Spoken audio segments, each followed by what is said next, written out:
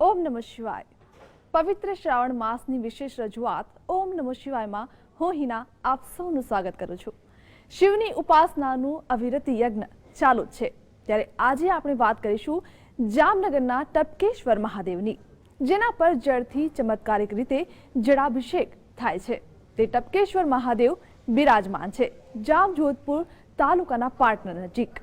અતિ પ્રાચીન આ મંદિરનો ઇતિહાસ મહાભારત કાળનો છે, ત્યારે આવો દર્શન કરીએ ટપકેશ્વર મહાદેવના।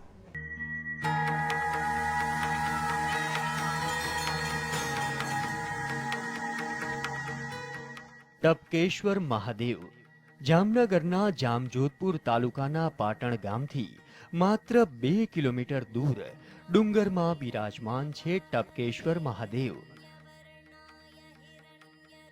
અતિ પૌરાણિક આ મંદિરમાં શિવજી પર કુદરતી રીતે સતત પાણી ટપકે છે।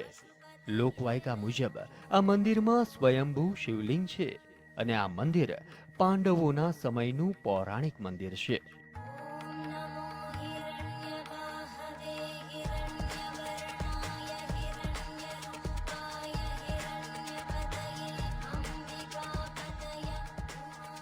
અહીં પાંડવોએ રોકાણ કર્યું હતું અને ટપકેશ્વર મહાદેવની પૂજા અર્ચના કરી હતી।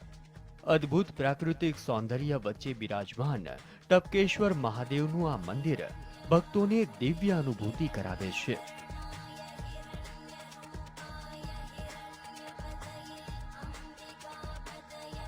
અહીં શ્રાવણ માસ હોય, શિવરાત્રી હોય કે પછી અન્ય કોઈ પર્વ હોય, શિવ ભક્તોની હંમેશા ભીડ રહે છે। અહીં શિવ ભક્તો ભગવાન શિવને રુદ્ર અભિષેક અને જળાભિષેક કરે છે। ટપકેશ્વર દાદાનું બહુ પુરાણો હજારો વર્ષથી જૂનું વર્ષોથી આ મંદિર છે અને અહીં સોમવારે વધુ માણસ સવારમાં વહેલું આવે, સાંજે બપોરે અહીં ચાલુ જ હોય। છતાંય અહીં કુદરતી મહાદેવની કૃપાથી શિવલિંગ બનેલ છે, કોઈએ બનાવેલ નથી, સાક્ષાત બનેલ છે, સાક્ષાત મહાદેવ વિરાજમાન છે। અતિ પ્રાચીન ટપકેશ્વર મંદિરની બાજુમાં એક ભોયરું આવેલું છે।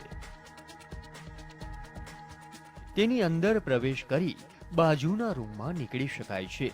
દૂર દૂરથી આવતા ભક્તો સાધુ સંતોનો આદર સત્કાર કરે છે અને આજુબાજુના સેવાભાવી લોકો શ્રદ્ધાળુઓને ચા પાણી પીવડાવીને સેવા પૂરી પાડે છે।